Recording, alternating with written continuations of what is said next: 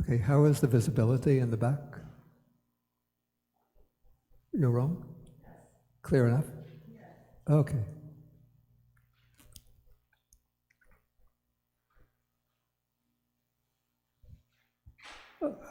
Okay, so we're ready to start? Okay, so we'll begin with 3 times the homage to the Buddha.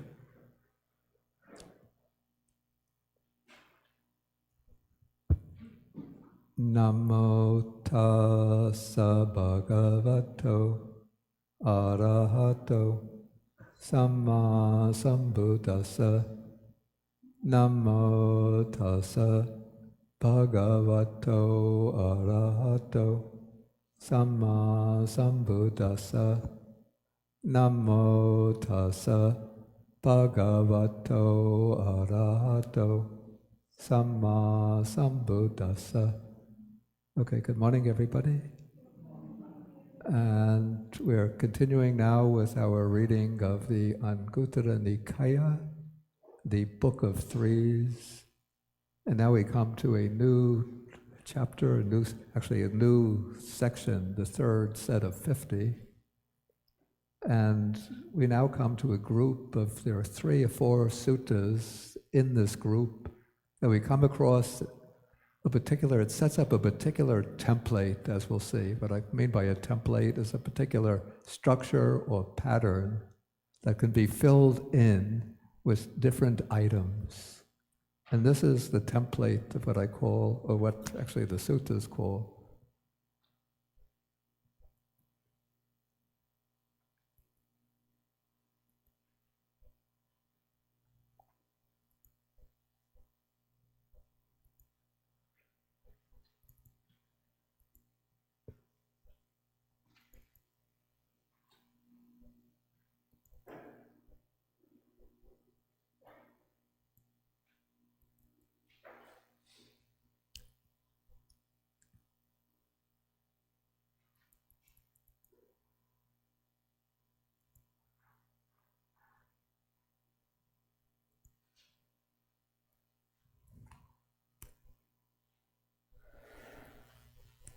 I call this the template, the triad of gratification or enjoyment, then danger, drawback, pitfall, misery,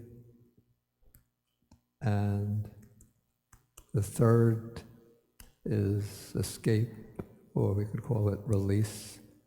So it's a kind of 3-step pattern that the Buddha employs again and again in different discourses as a way of actually encompassing, you could say, the entire spread of his teaching can be included within this 3-step pattern.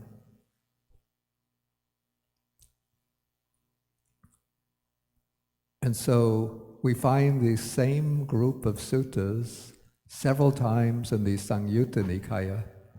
For example, in the Samyutta, the connected discourses on the elements, the dhatus, we find this pattern applied to the 4 material elements.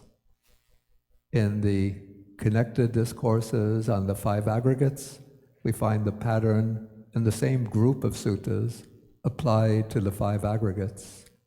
In the Salayatana Samyutta, the discourses on the 6 sense bases, or 12, actually on the 6 sense bases, we find this pattern applied twice. The first time to the internal sense bases, that is the 6 sense faculties, and then the second time to the 6 external sense bases, that is to the sense objects. And then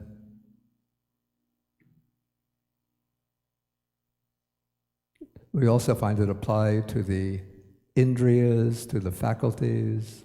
And so it's a kind of, I call it a template, a 3-step template that could be filled in with different kinds of content.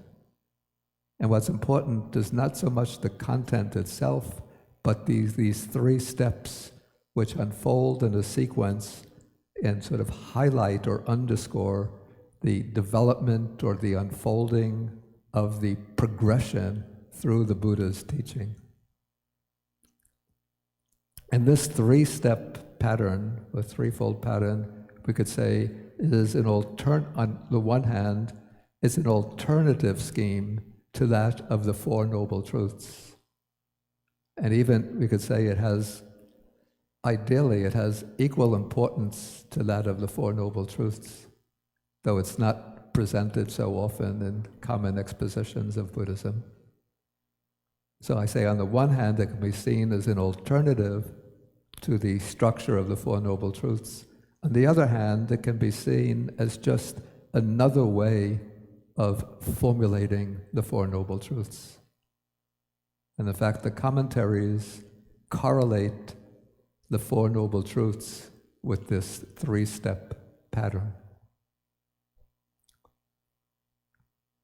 Okay, so let us now go into the sutta. And here, I said just before, in the Anguttara Nikaya, we find this 3-step pattern applied to the elements, the material elements, the 5 aggregates, the 6 or 12 sense bases, the 12 or the 6 faculties.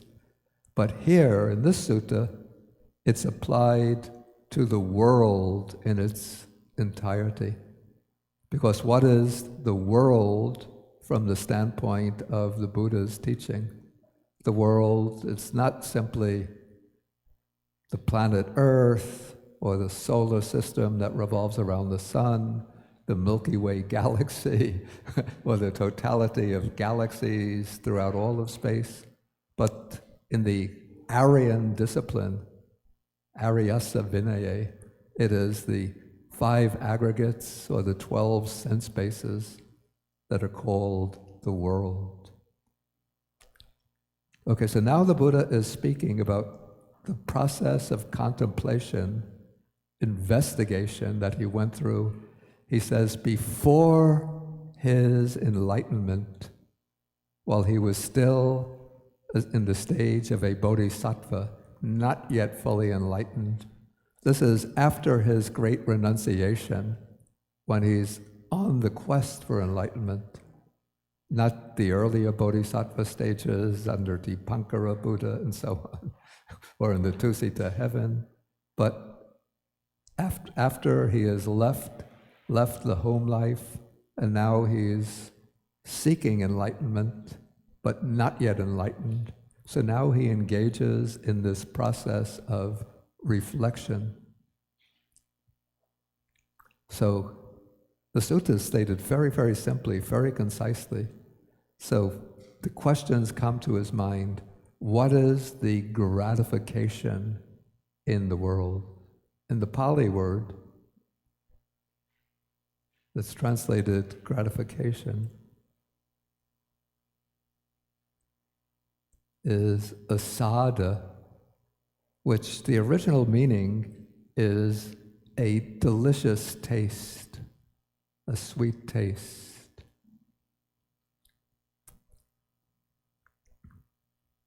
And so when we find metaphorically a sweet taste in things, the things that we enjoy, that sweet taste gives us some kind of satisfaction, enjoyment, or gratification. Okay, so this is the asada, the gratification or the enjoyment that he's inquiring about. Okay, then when you find the enjoyment, sort of, in a sense, the enjoyment is a bit obvious. So anybody can see the enjoyment if one reflects on it, as we'll see. So it doesn't take a Buddha to discover the gratification or the enjoyment, though maybe it takes a Buddha to highlight it and say, this is the gratification that is binding us to the world. But what the Buddha discovers is what lies hidden beneath that pleasant and enjoyable surface. And this is what is called in Pali the adinava. Adinava is what we translate, maybe not so literally, danger, drawback, but it's the root or the stem of this word, dina.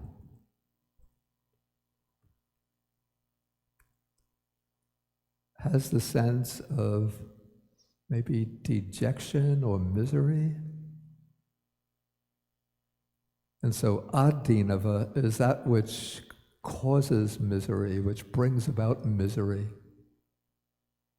And so this is the drawback, like translate, I think I follow Venerable Nyanamoli in translating danger, but we could also see it as the drawback, the pitfall. What are some other synonyms? Drawback, snare, danger, downside. It's a little colloquial, but it's captures the sense well. So the enjoyment is the upside, the bright, shiny, alluring, attractive, enticing, captivating, seductive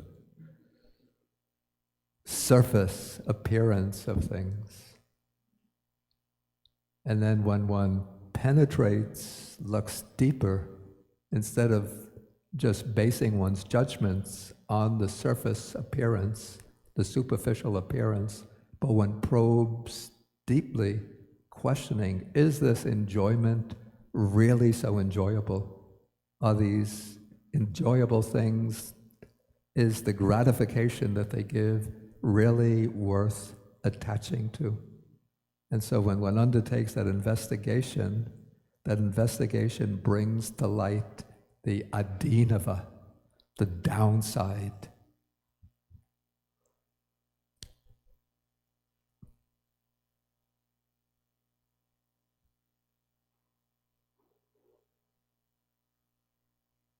Maybe it's a little bit like the Dr. Jekyll and Mr. Hyde. So Dr. Jekyll in the story was a very pleasant, agreeable medical doctor. And then Mr. Hyde was a hideous, violent, destructive demon. And so these are the two sides, sort of the heads and tails of experience in the world. Okay, then when one brings to light the drawback, the danger, the misery, then one seeks the outlet from this disagreeable situation. Another good rendering or good explanation of adinava would be the unsatisfactory nature. Okay, so once one brings to light the unsatisfactory nature, then one raises the question comes to mind, am I forever trapped in this prison cage of enjoyment and danger, gratification and the downside, the downer? And then when one raises that question, what the Buddha did is to find the outlet, the way to release. We use the word escape, but this isn't, maybe the word escape conveys to too many people the impression or the idea of escapism. But this isn't escapism. Escapism means trying to run away from what is unpleasant and disagreeable by losing oneself in distractions. But the escape that emerges through this investigation is the true outlet, the true release, when one has looked with unflinching honesty at the enjoyment in the world and then at the danger that lies beneath the surface of the pleasures of the world.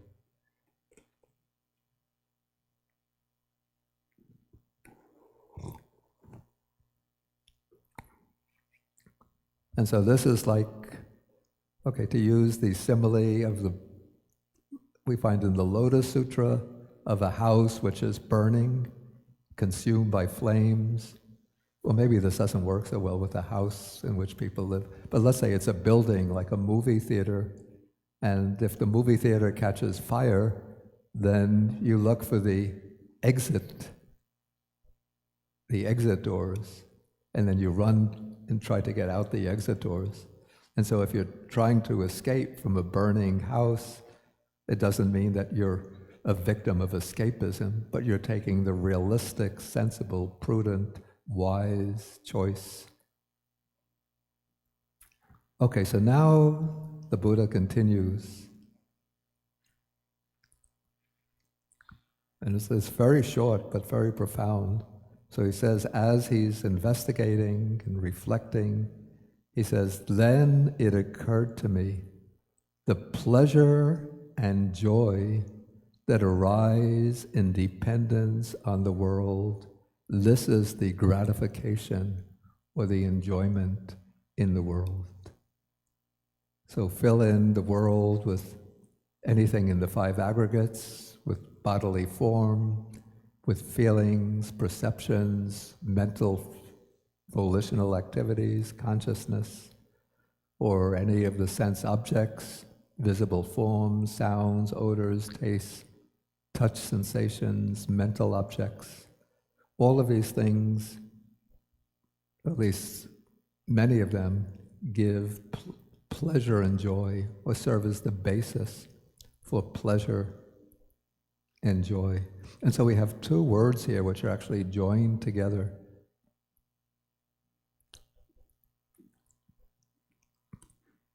And so there's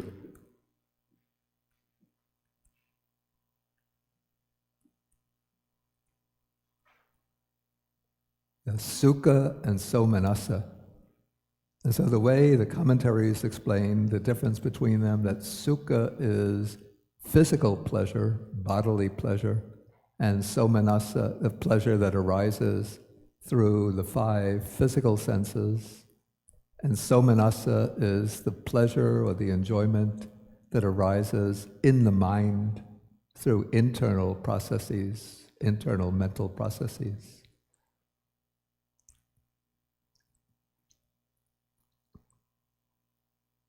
Okay, and so based on the things in the world, there arise pleasure and joy. That is the bright, I call the bright, shiny surface of things. And so it's because, or it's a sort of manifestations of this pleasure and joy that we have. You just go on the internet and go into a shop, a super, what do you call this, a department store, and you see so many different departments with so many different items for sale. And these are things that give pleasure and joy. People will go to the clothing department to buy a nice suit of clothes. Maybe they'll go to the cosmetics department to buy some cosmetics, shoe department to buy a new pair of shoes. What are other things that they sell in department stores?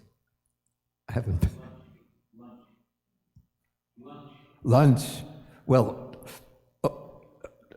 that's another big area in itself, of many different restaurants with different style foods. So because people are seeking enjoyment of, you go to a good restaurant for Indian food, Turkish food, Italian food, French cuisine, Korean cuisine, maybe in New York a few Sri Lankan restaurants, Chinese restaurants by the millionth, 1,000-fold.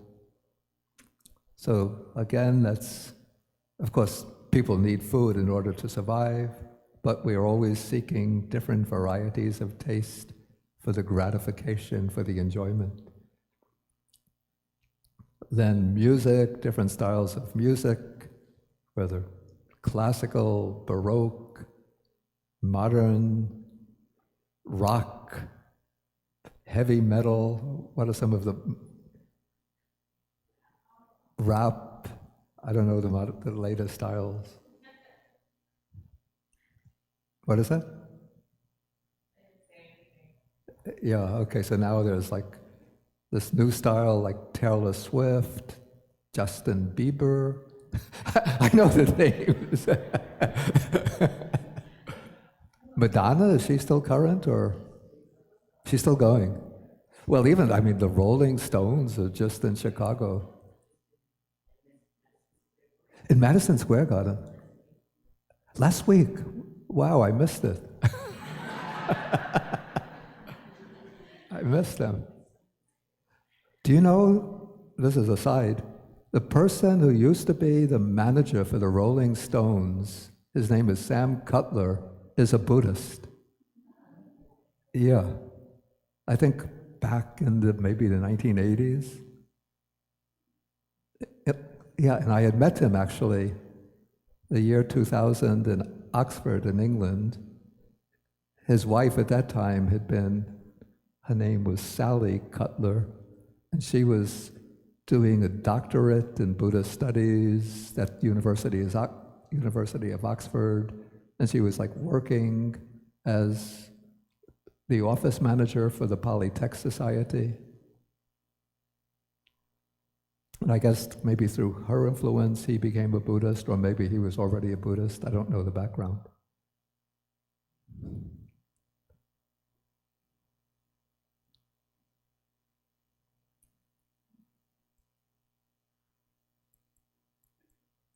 Okay, so they got off in different styles of music, different kinds of restaurants with different kinds of food.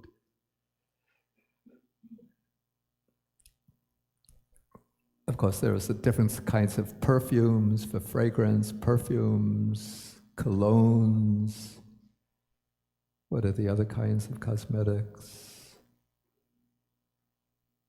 Okay, so many, many different, each of the senses has its own modality of enjoyment.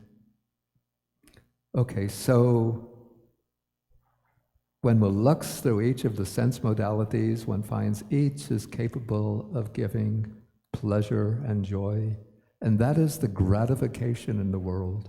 And as we'll see, the gratification becomes the hook that binds us to the world. And so to get free from that hook, to break that bondage, one has to look deeply beneath the enjoyment into the adinava, the drawback or danger. And here the Buddha lays this out. He says that the world, or everything in the world, is impermanent. Then we have the word dukkha, here translated suffering, which again is not satisfactory, because it doesn't mean that everything in the world is the cause of misery and dejection and unhappiness and anxiety and despair, but that things in the world are not capable of giving the full satisfaction that one expects from them. And so things become disappointing, we could say. And when one pursues objects of enjoyment, expecting complete, ultimate satisfaction from them, because these things are impermanent, they're going to culminate, lead to disappointment and dissatisfaction. So that is the dukkha aspect. And then the third thing mentioned here, interestingly, it's not anicca, dukkha, anatta, impermanent, suffering, non-self. But the third term here, it's almost like a synonym for impermanence. It's being subject to change. And even the word change is not a completely adequate rendering, because the Pali word is vipari.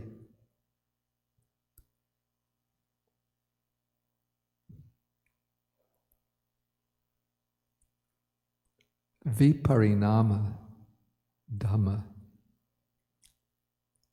And what's rendered as change is viparinama, but with this prefix V in front of parinama is change in a neutral sense.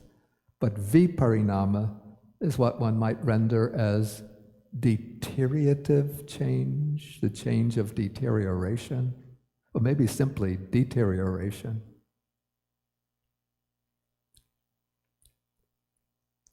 And so we have a body, we acquire a body, a body at birth, and then the body grows and develops through infancy, childhood, the teenage years, then the youth.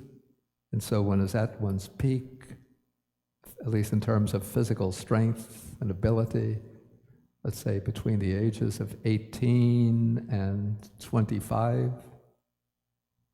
Well, let's be very generous and very optimistic, between 18 and 28. Then after 28, it starts slowly and gradually, imperceptibly, but then the viparinama sets in, deterioration, till you get to be in the 60s, 70s, 80s. Of course, some people, even in their 80s and 90s, can be still very fit and vigorous, but in different ways, the deterioration sets in. Teeth start breaking, falling out, hair starts turning gray, falling out, one becomes bald or gray-haired. The skin becomes wrinkly, gets wrinkles. One's memory loses its acuity. One's reflective abilities are no longer so sharp. One's strength declines, and then illness, well, of course, the body is always subject to illness, but one becomes more and more prone to serious types of illness. Stroke, heart attacks, cancer, advanced diabetes, Parkinson's. What are some others? Alzheimer's, very serious condition. Okay, so everything in the world impermanent, suffering, and subject to change.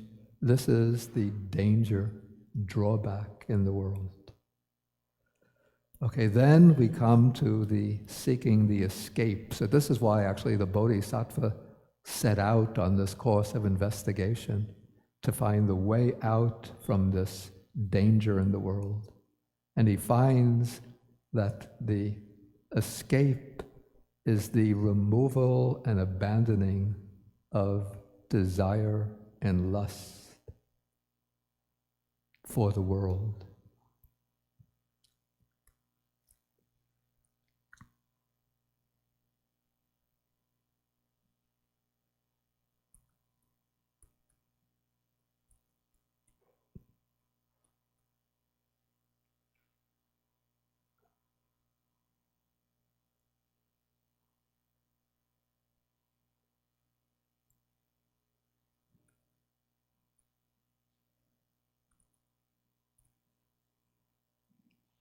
Yeah, so this in Pali, it's Chandaraga, Vinaya, Pahana. So Chandaraga, Chanda is desire, and Raga is lust, or even one might say for Raga, attachment. Another sort of nuance of the word. So sometimes the commentary will explain Chanda as the desire for what one does not have, and Raga as the attachment to what one does have.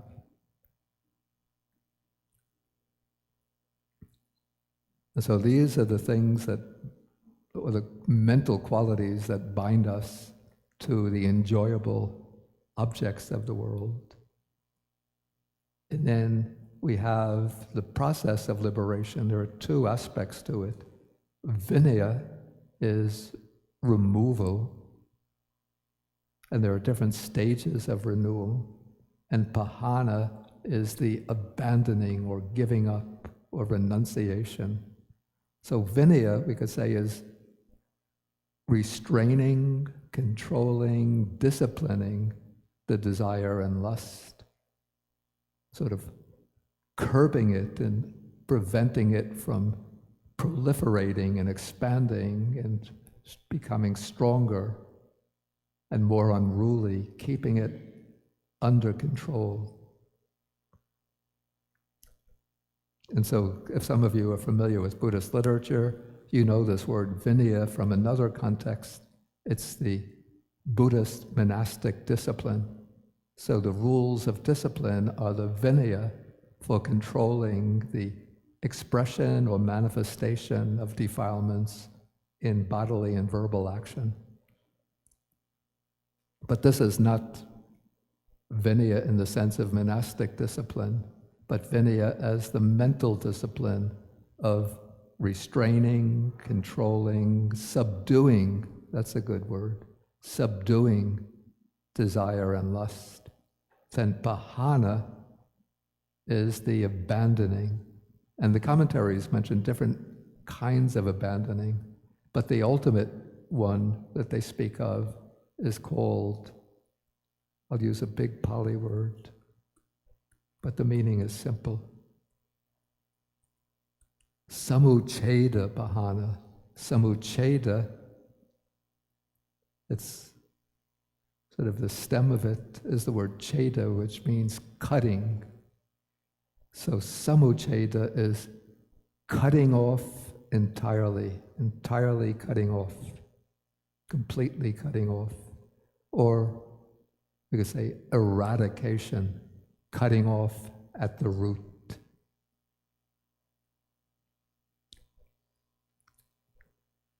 And so the Buddha says the escape or deliverance or release from the world comes about through the subduing and eventual eradication of the desire for the things of the world and the attachment to the things in the world.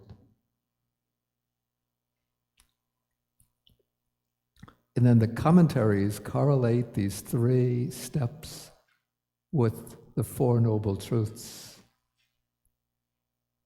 So they say that the asada, the enjoyment or gratification, is connected with the second Noble Truth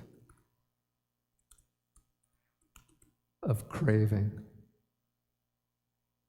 So the enjoyment is not the craving itself. The enjoyment is the pleasant and joyful feelings that arise. But those pleasant and joyful feelings, those become the material on which the mind latches and holds with craving. So that is, you could say, the pleasure and joy, that's the objective basis for craving. Craving is the subjective side, the pleasure and joy is the objective side.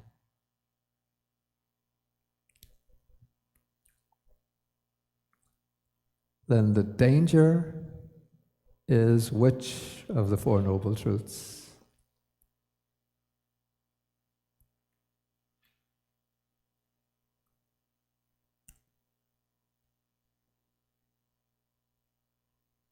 Impermanent, suffering, subject to change. Right. So the danger or drawback is the first Noble Truth, the truth of dukkha, of suffering. Okay, then the escape or release, the subduing and abandoning of desire and lust. The commentaries identify this with the third Noble Truth, which is Nibbana. But in my opinion, I would say that the escape includes both the third and the fourth Noble Truths. Nibbana is that state in which desire and lust have been completely abandoned, but then the way to abandon, or the process of removing and abandoning desire and lust, that comes about through the Noble Eightfold Path. So in my opinion, This third movement includes the third and fourth Noble Truths.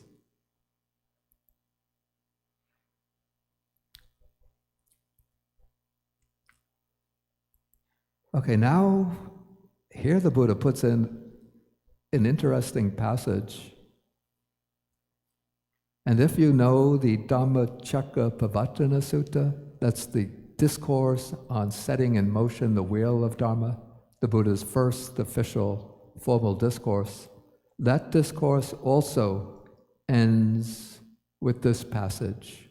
So we find the same passage with just a little difference in the wording, but the same basic pattern applied both to the Buddha's first discourse, in which he expresses his realization in terms of the Four Noble Truths, and this discourse where he expresses his realization in terms of gratification, danger, and escape. So he says, so long as I did not directly know as they really are the gratification or enjoyment in the world as gratification, the danger as danger, and the escape from it as escape, I did not claim to have awakened to the unsurpassed perfect enlightenment in this world with its devas, with Mara, the evil one, with Brahma. He's here sort of speaking in terms of the ancient Indian cosmology. In this population with its ascetics and Brahmins, its devas and human beings.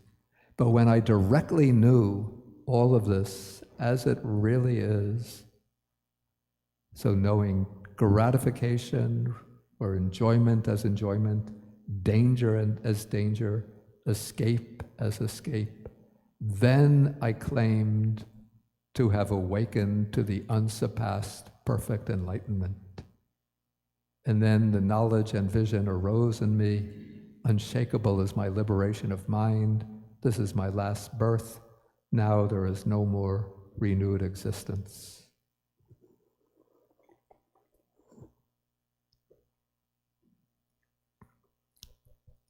Maybe we'll go through the other two suttas in this set, and then I'll take the questions. Since the content is really pretty much the same, it's just the way it's formulated different. Okay, so this is the second gratification sutta.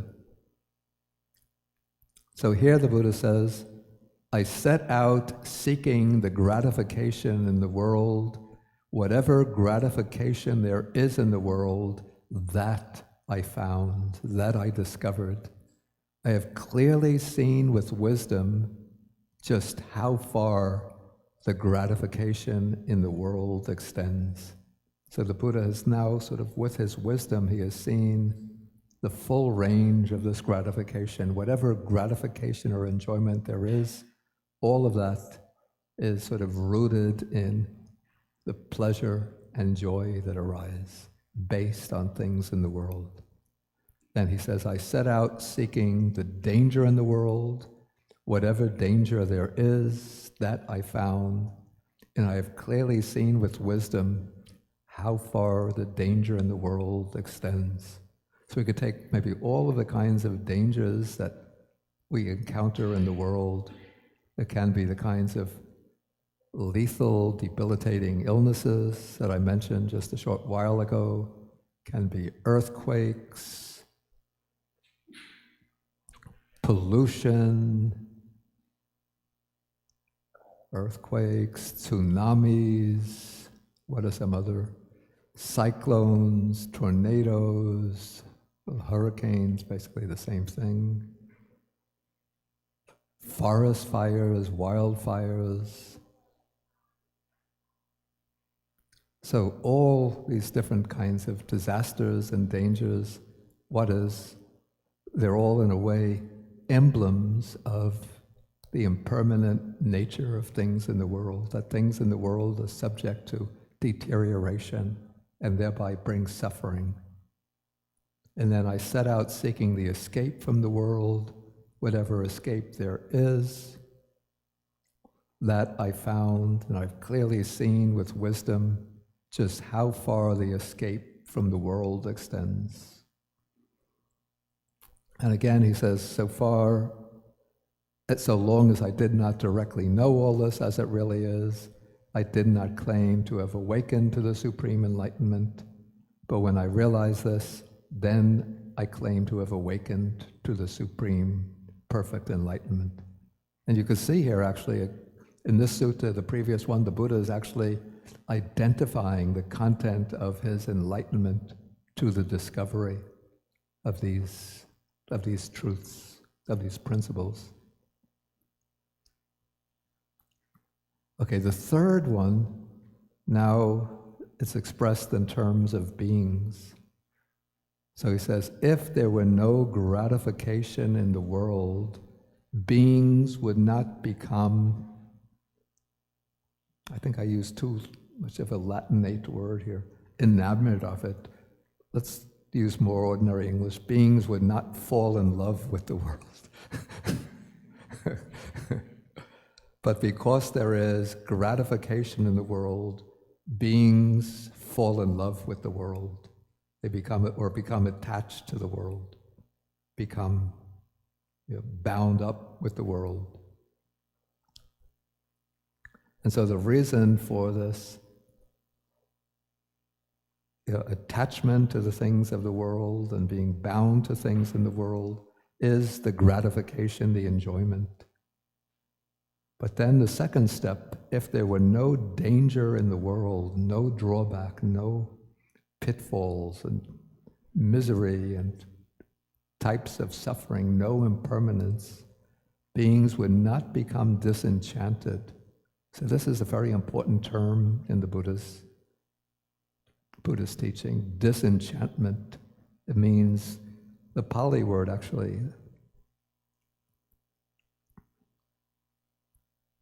is nibbida,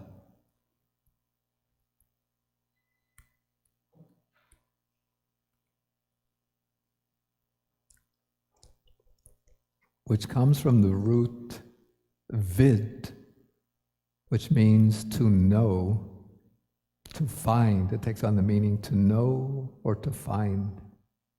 And then it has a prefix, nir, which often gives the sense of out.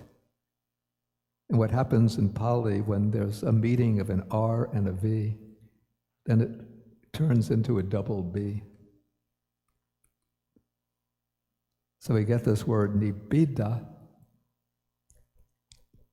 which is what I translate as disenchantment, but literally it's finding out, sort of. So when one finds out the danger and drawbacks and things, then one inwardly loses one's infatuation with the things of the world.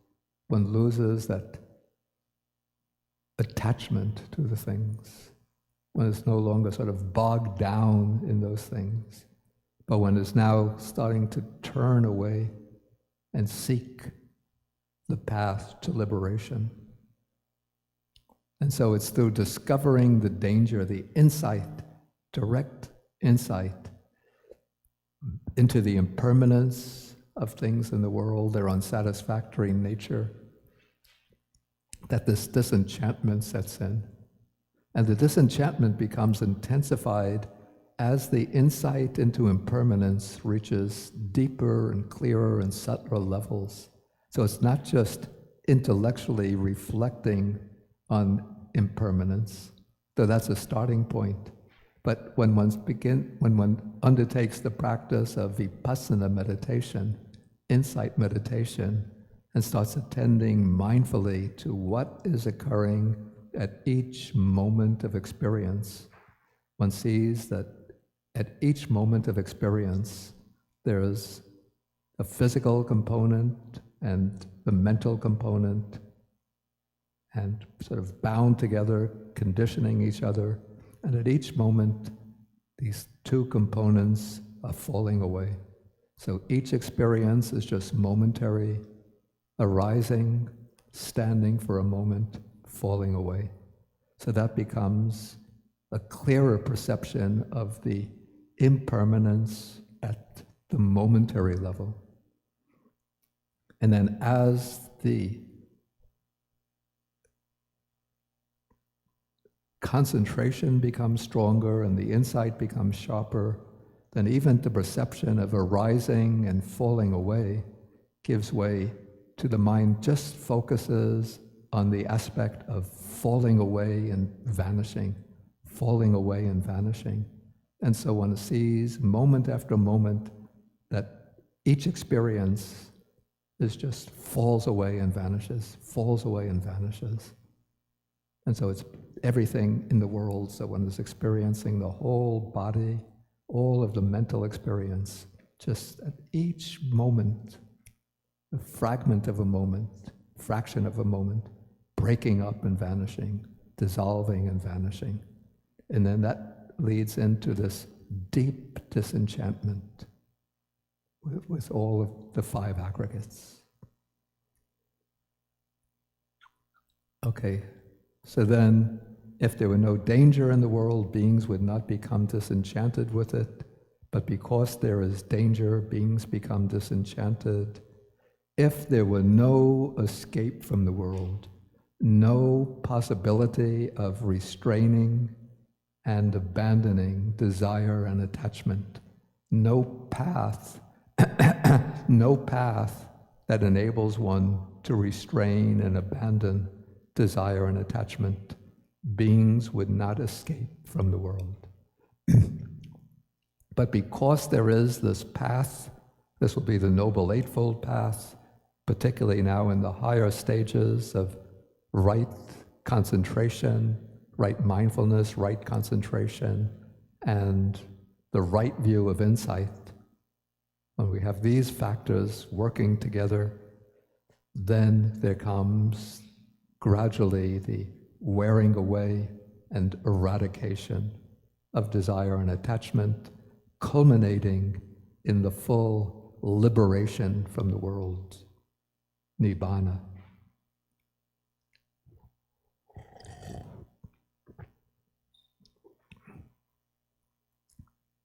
Okay, so interesting. Here, the closing paragraph a little bit different.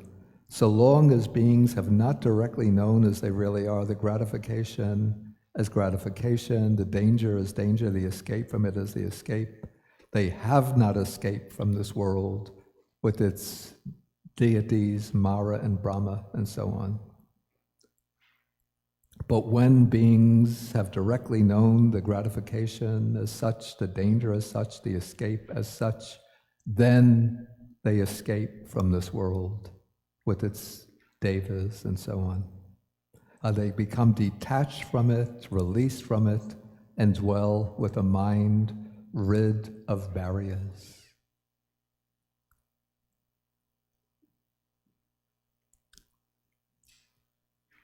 Okay, now we could take some questions. Okay, Ravi. And you want to take there's a wireless mic right next to Carolyn.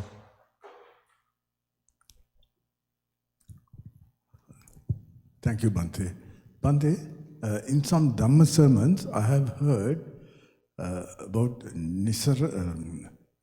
about asada being our desire of people or humans or whatever.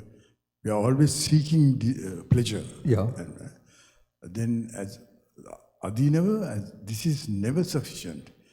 That more we get, the more we want. The more we get, the more we want.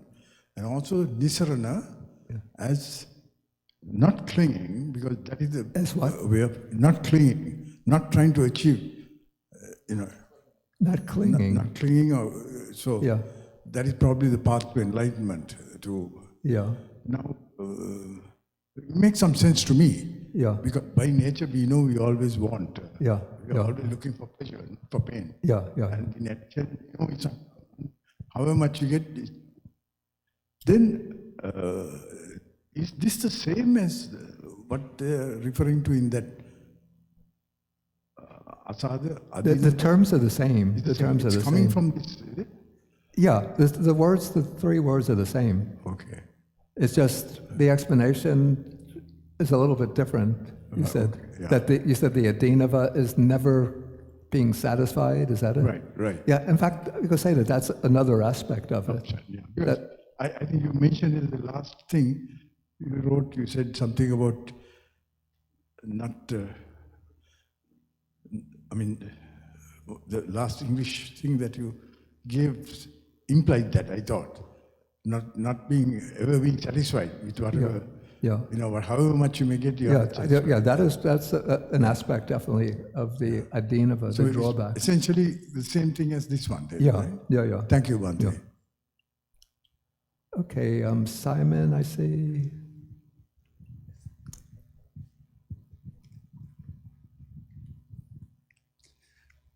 But I have this kind of fundamental question. Yeah. I work in the school of business and also in the private school.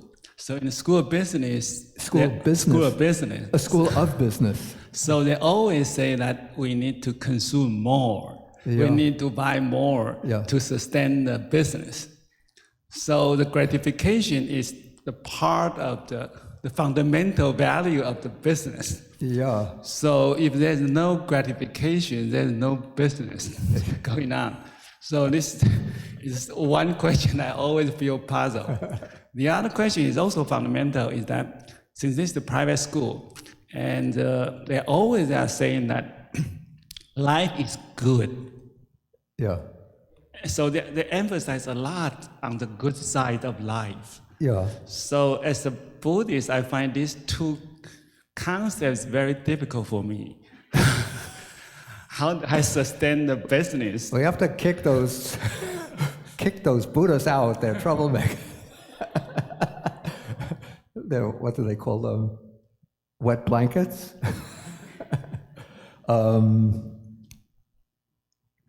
Okay, the first aspect of consuming.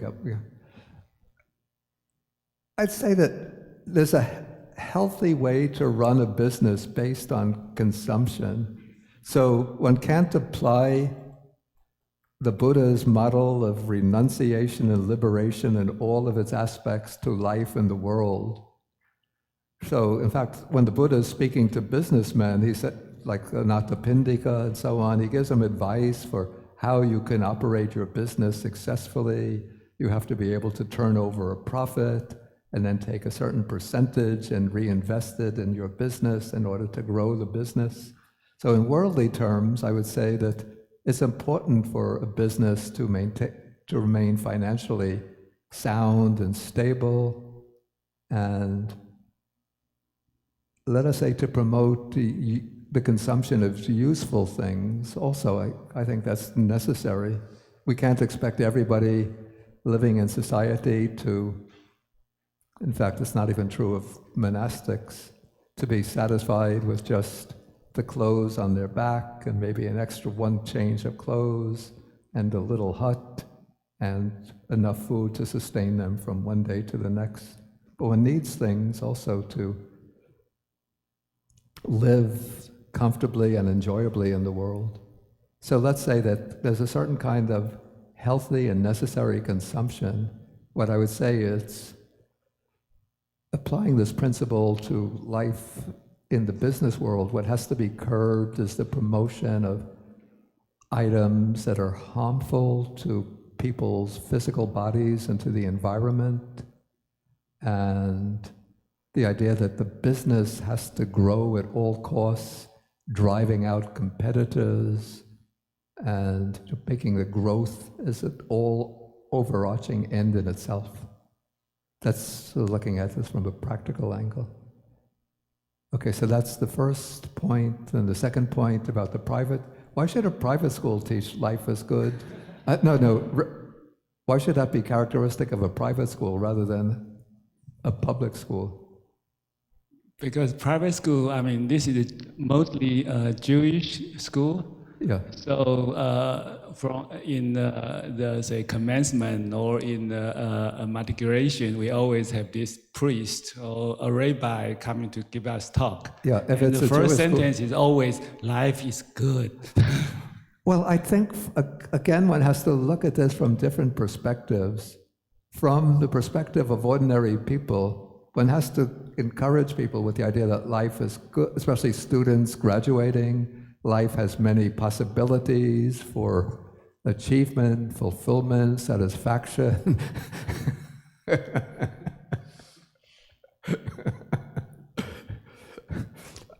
I'm laughing because the idea occurred to me, a mental image of a graduate school,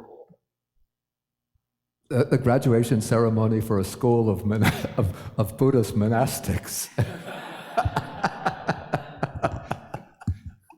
Then they invite the elder monk to get up to give the commencement address. He gets up there and says, "Life is miserable."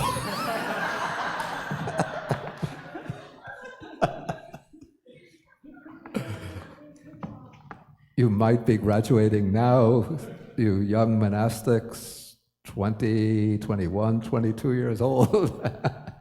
But before you know it, you're going to be 75, 80 years old.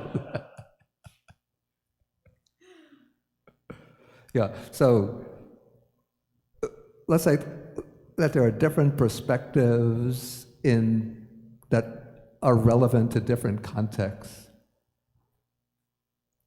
And so from the mundane perspective, one has to, in order to have a sense of purpose, to set objectives and goals for oneself, one has to work with the premise that life is good, not necessarily intrinsically, inherently from this Buddhistic point of view, but from the mundane point of view, it offers these opportunities for development, personal development, and fulfillment.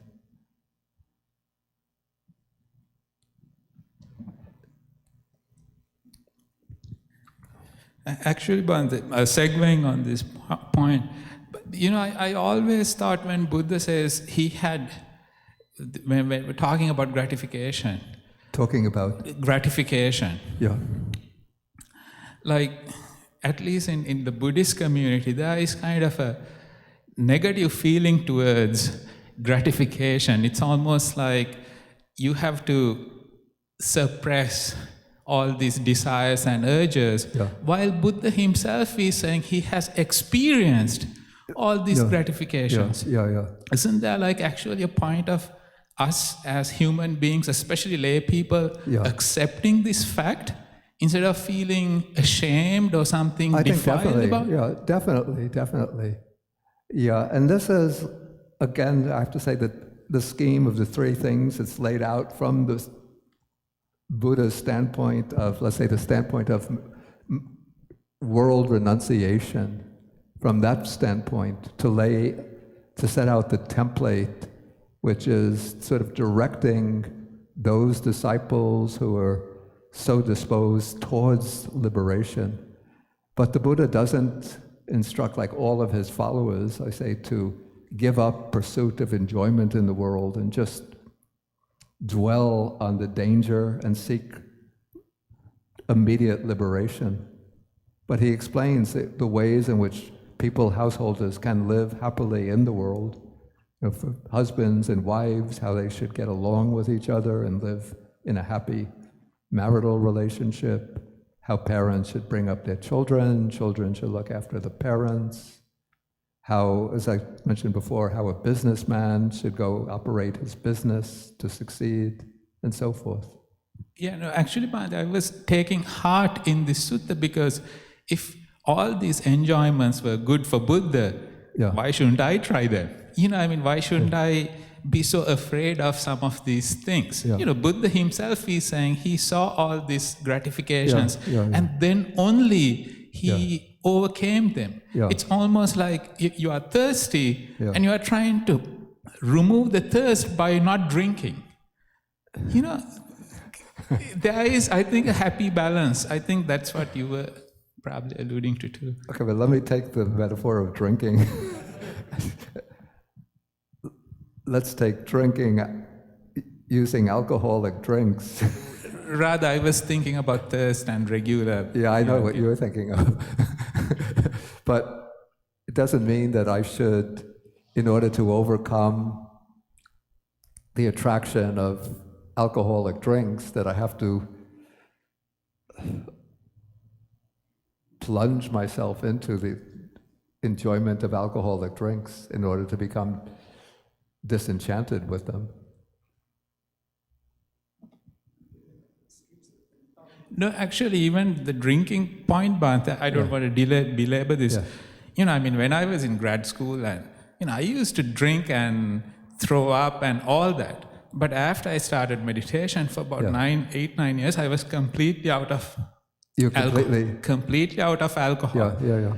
And now, Bhante, that sensation you get when you drink and you kind of mind loses control, it's actually, you don't like it anymore. You see, it's not like I haven't done it, but it's almost like you've grown up. Yeah, that is true, yeah.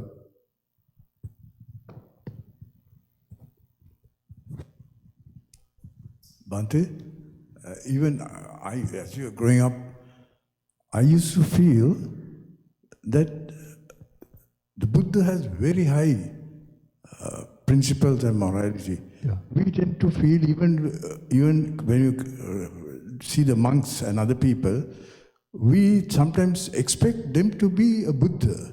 No, it's not possible. Yeah. Because actually, if you read some of the Jataka stories, in that it shows, as a bodhisattva, he was not perfect. There are shortcomings. Yeah, of course. And if a bodhisattva had shortcomings, what do you expect from average monks? So we now have got to realize that this is just a goal that we think that everyone has to be completely moral like the Buddha. No, because we take the precepts, and that also is not a law. We try. We keep trying. That is so. Yeah. Thank you. Okay, Carolyn wants to say something. Then Allison. Then we'll move on if we can. I'd just like to share something that had just happened. My little grandson was just turning 5 a couple weeks ago, and I said to him, I'm going to take you to the mall to pick something out. So we went to the Jefferson Mall, and we're walking. This isn't going to sound very nice and from a 5-year-old. So we're walking by the stores, and he looks, and I was so taken aback. He goes, "It's crap."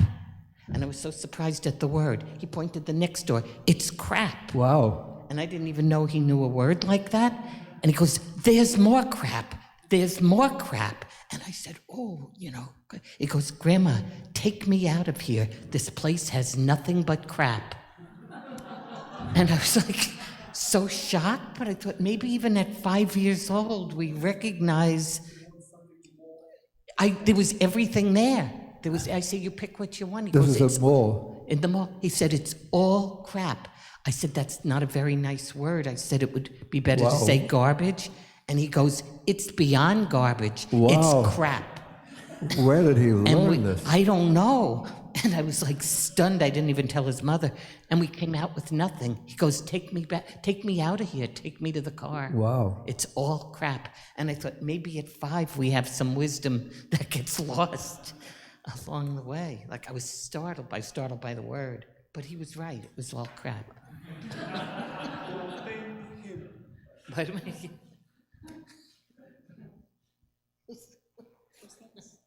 Okay, I think Allison had her hand up.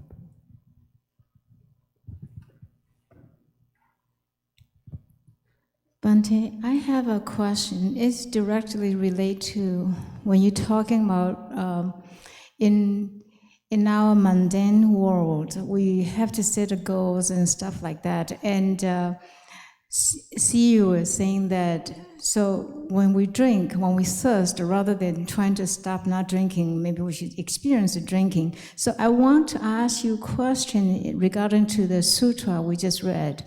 There's so many repetition here, but I noticed there is one word that stick out, is a direct directly experience, direct and not direct. So I want to ask you, what is definition here? What the Buddha is trying to tell us, the direct here? Is that personal experiences? Directly no? Yeah, directly no, that direct. Yeah, it's actually a word that's hard to translate exactly into English. Let me just...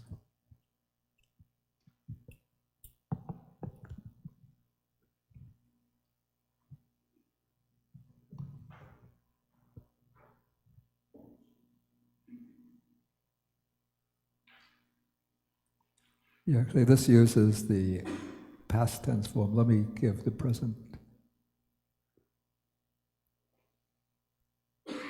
Okay, the present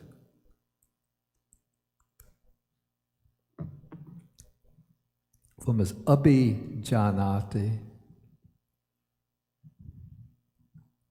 And so the verb janati means to know. It's the ordinary verb meaning to know. Then this prefix abhi,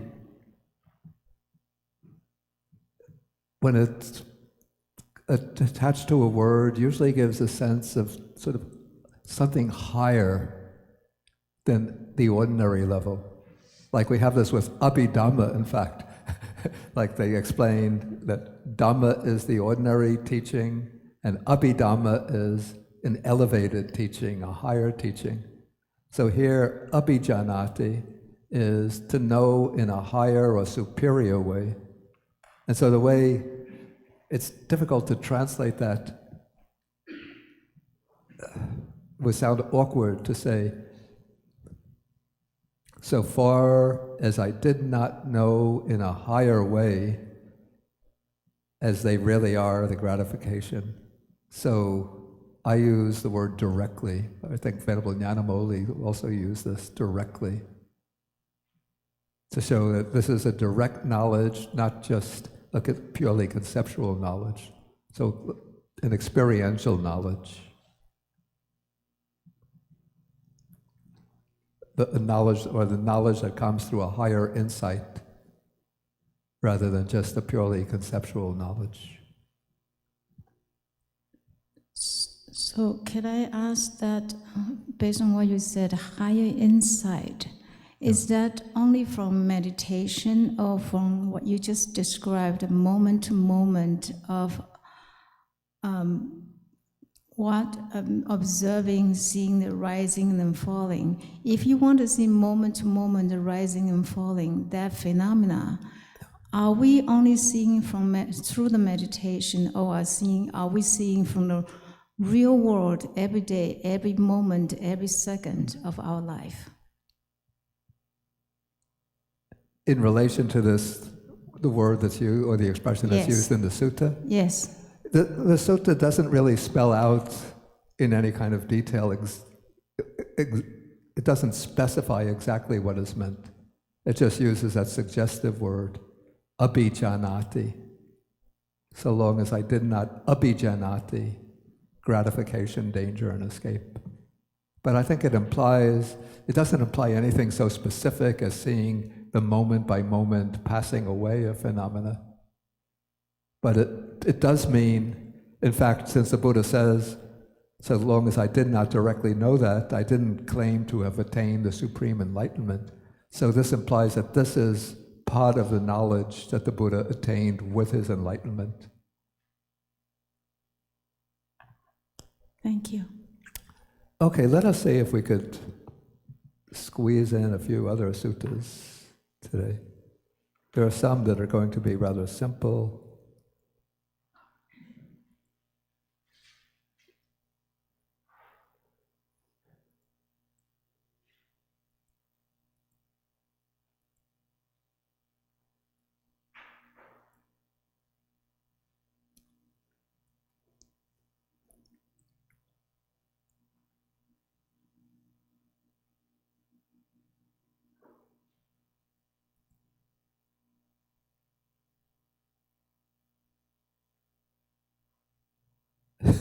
Okay. Okay, so this is called wailing actually I don't really like this one so much. In the Noble One's discipline, singing is wailing, dancing is madness, and to laugh excessively, displaying one's teeth, is childishness. I'm afraid that I was being childish a few minutes ago when I was laughing. So in regard to singing and dancing, there should be the demolition of the bridge. That means cutting it off. And you have to remember, the Buddha is speaking to monks in terms of the monastic discipline. The demolition of the bridge, that means cutting it off completely. And when you smile, rejoicing in the Dhamma, like if you come across some Dhamma teaching which is humorous, you may simply show a smile. And I think the commentary says that demolition of the bridge means abandoning together with its cause, and for showing a smile.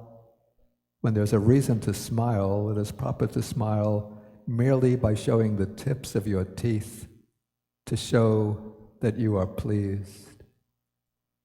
Maybe this sutta is the reason why, in Sri Lanka, I would know many monks, when you associate with them personally, they always have like this bright smile, and sometimes with conversation, with little jokes, they break out laughing. But when they have to pose for a formal photograph,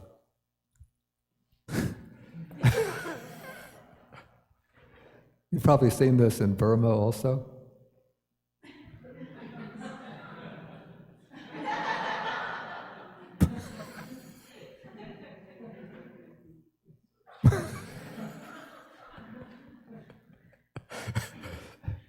I remember a few years ago, I suggested to Boe to do an insight meditation course at a certain meditation center run by Burmese monks.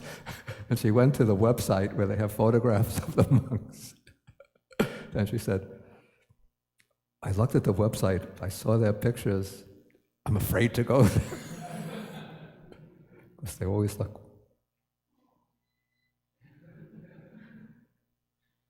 But at least some of these monks I know personally, and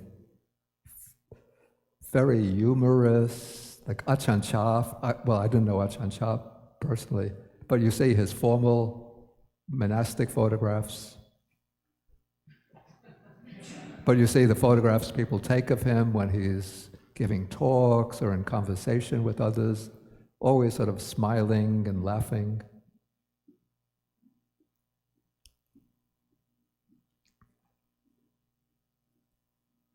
And then for singing, being wailing, at one time, this is many years ago, I was visiting my aunt and uncle in Brooklyn, and they loved classical music, and while I was there, they were playing on the radio or a phonograph record. In those days we had the records, and it was like maybe a Bach cantata or something like this. And then my uncle asked me, and this was of course Christian music, Bach, whether in Buddhism we have music like this. And I had to say, sadly, no. And maybe statements like this is the reason why Buddhism never developed a really impressive musical culture. Like even the Indian tradition has the classical Indian music, which connected more with the Hinduism, or what comes to be called Hinduism, coming out of the Vedas. But at least on the religious side in Buddhism, we don't have that kind of music, religious music. It seems to me almost like a pity.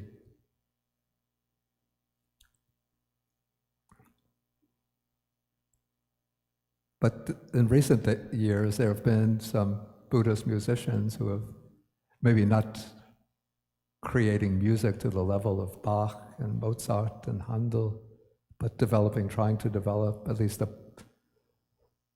beautiful, popular level Buddhist music. There's a woman in Malaysia, Imi Hoi, something like this. She does very beautiful rendition of the meditation on loving kindness.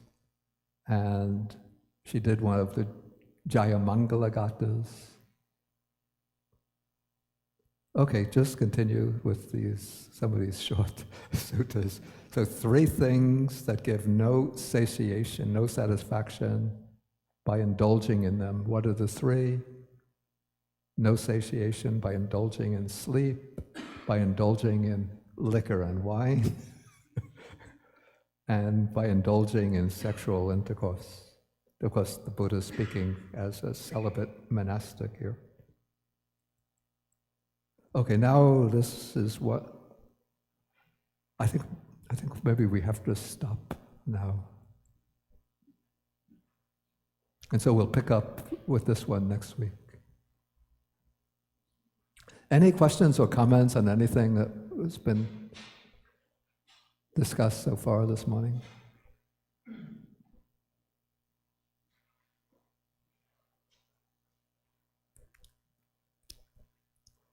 Yeah, and I should say also that one thing, even though Buddhism didn't develop a specific musical culture, but the way the suppression of music in the form of instrumental or choral music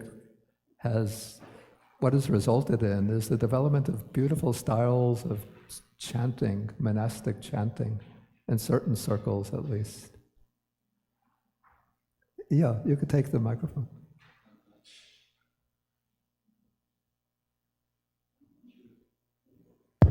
Yeah. I'm interested in this concept of going forth. Yeah. And would that be the bodhisattva going forth to learn how to do all these things and help other people as he does it? Or do you have to be enlightened before you go forth? No. Where was the word going forth? It wasn't. It wasn't. Yeah, the word going forth is used generally in English as a rendering for the Pali word pabbaja, which just means the renunciation that one undergoes to become a monk or a monastic, a monk or nun. It doesn't imply anything about level of spiritual attainment. Just the formal act of ordination as a novice monastic is called the going forth. Thank you. Yeah, so I was saying that what's happened is that Buddhist monasticism has developed in different Buddhist traditions, sometimes very beautiful styles of monastic chanting. I know in Sri Lanka, often there are monks who excel in, they call it piri chanting. And the Chinese chanting can be very, very beautiful with some instrumentation. And Tibetans have developed very, very sophisticated style of chanting using special instruments, this long horn and cymbals and drums. But we still need our Buddhist Bach or Mozart. If anybody of you has background in music, become that Buddhist Bach or Mozart. Okay, so let us, yeah. Are you volunteering?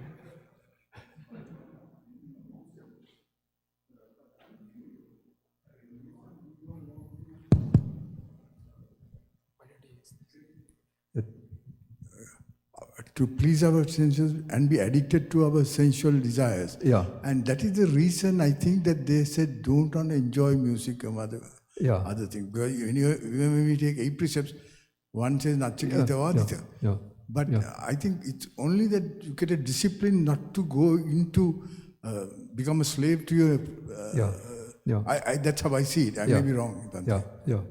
Yeah, I think that's the intention. And the Buddha came out from a sort of princely or aristocratic background where living in the palace, he would have been entertained by these troops of musicians and dancing girls. And so sort of as a consequence of his renunciation, he saw that is to be a form of enticing sensual desire. Did you have something? I did, okay. Okay, so let us do the sharing of the merits now. So we'll be sharing the merits with the devas, Dhamma-protecting deities, the nagas, the dragon spirits, the bhutas, the fierce spirits, and with all sentient beings. Akasata chabumata deva naga mahidika punyantang anumoditva chirang rakantu sasanam. Akasata chabumata deva naga mahidika punyantang anumoditva chirang rakantu desanam. Akasata chabumata Deva Nagamahidika Punyantang Anumoditva Chirang Rakantu Mang Parang Etavatacham Hehi Sampadang Punya Sampadang Sabbe Deva Anumodantu Sabba Sampati Siddhya Etavatacham Hehi Sampadang Punya Sampadang Sabbe Bhuta Anumodantu Sabba Sampati Siddhya Etavatacham hehi sampadang punya sampadang sabbe sata anumodantu sabba sampati siddhya bhavagopadaya vichihetato etantare satakayupapanna arupya rupicha sanya sanino dukkha pamuchantu pusantu nibuting.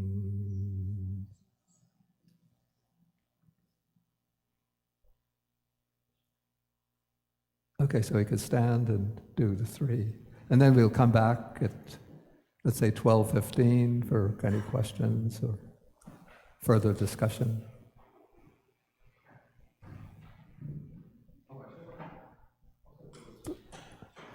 The advertisement for the Abhidhamma retreat will be August 30th, 31st, September 1st, 2nd, and through the morning of September 3rd.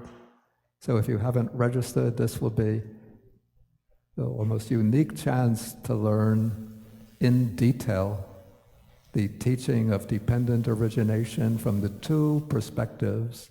Perspective of, one day we'll do it from the perspective of the suttas, taking a selection of different suttas on dependent origination.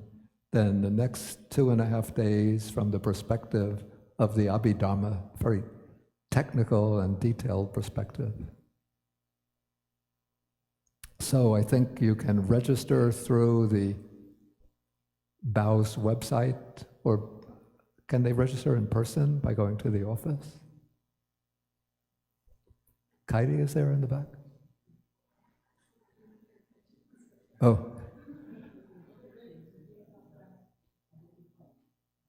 I think it has to be, I'm not sure actually. Yeah, it's easier to go online. Okay, so register online. And then we have each day I think it's 5 or 6 periods of meditation and plenty of classes and long Q&A sessions. So it will be a good learning experience.